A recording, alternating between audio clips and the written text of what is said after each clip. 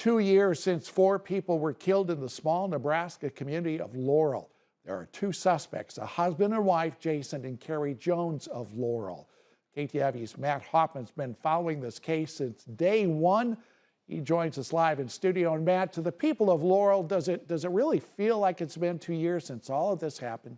Yeah, it sort of feels like yes and no. One eyewitness I reconnected with earlier today says these 2 years have felt like a blur, but at the same time, 2 years is a long time to wait for a trial.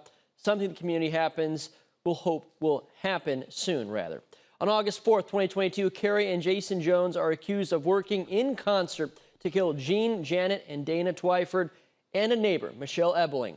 Prosecutors say Jason Jones murdered all 4, while they accuse Carrie Jones of aiding her husband after he lit fire to both crime scenes. The case rocked Laurel, leading to a massive law enforcement response and turning the quiet neighborhood into a sea of emergency personnel. They want this done and over with. I'm pretty sure, I speak for myself there, but I think I speak for a lot of other people as well. Jason Jones is set for trial on September 9th, but he will not appear in person because he's severely burned from those fires.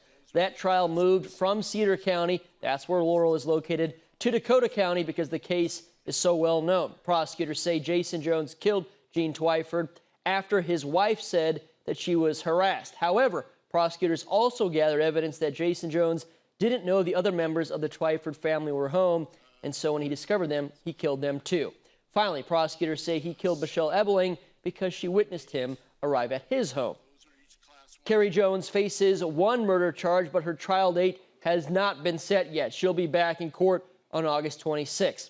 Prosecutors say she tended to her husband's wounds and hid the fact that he had actually told her about these killings.